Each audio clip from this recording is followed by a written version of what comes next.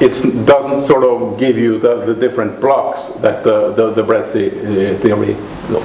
So how do we define the preconditioner? Well, if you go to this abstract setting, it's sort of more or less obvious how you should do it. We agree it should go from x star and back to x.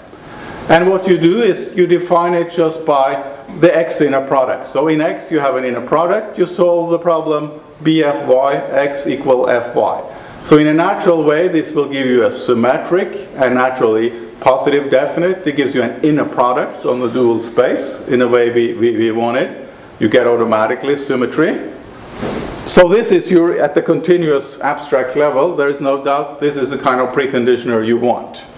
And the point is that when you look at now the composition, first A, then B, then the condition numbers now is exactly given by these two constants, the bound on the bilinear form and the inf sup constant. This is the norm of the two operators, such that when you take the product, this is your the bound on the condition number, and B times A is an operator taking x to itself, so we can apply any Krylov space method to it, and we know that it converges fast.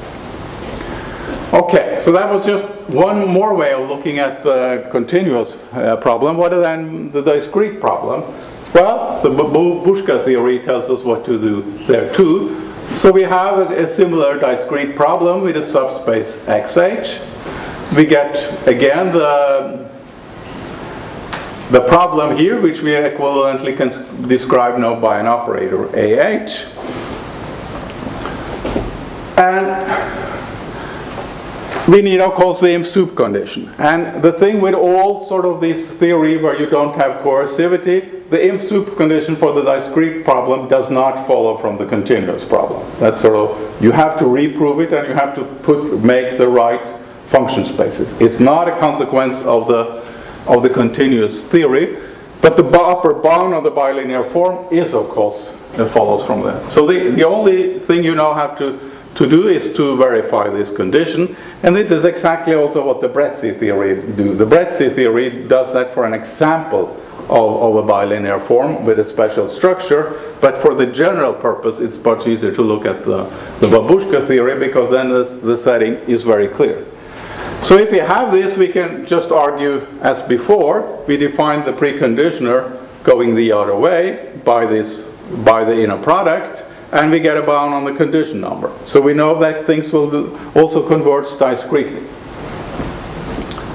Okay, let me just say one thing about this. For all these parameter problems that we have, that we said that the method's going to be stable. And of course, if I go and get now condition numbers that are independent of the parameters, then we have to have the stability constant independent of the parameters. So if A depends on epsilon, then gamma still has to be independent of epsilon, such that we have to define our spaces depending on epsilon, and that was exactly what we did. Okay, I think I just dropped that there is a relation between Babushka and breadth-C. So what is it we have to do in practice? In practice we have these function spaces, we have the discretizations. So what's going to come up when we're going to design preconditioners? We have to generate these blocks that we see, and we have to just do them discretely, like the I minus grad div inverse operator or Laplace inverse or similar things like this. So of course natural for systems you would get function spaces like H1, H curl, H div and so on coming out. So they have inner products that generates these operators.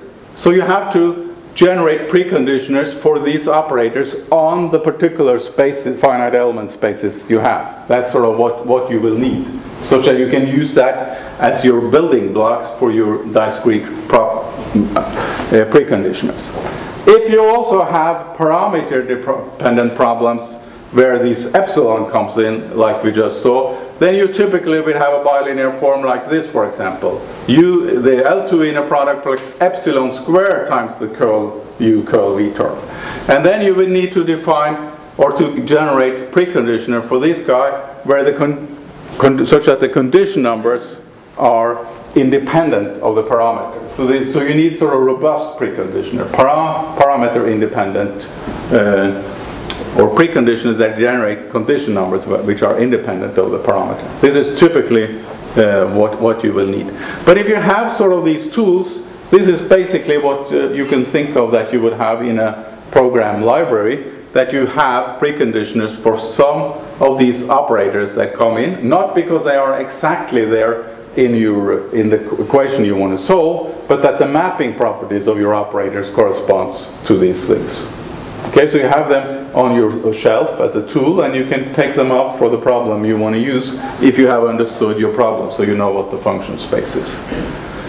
So this is, let's just end with this well-known example for this time-distance Stokes problem. If you take this problem here and do a standard discretization by Taylor-Hood.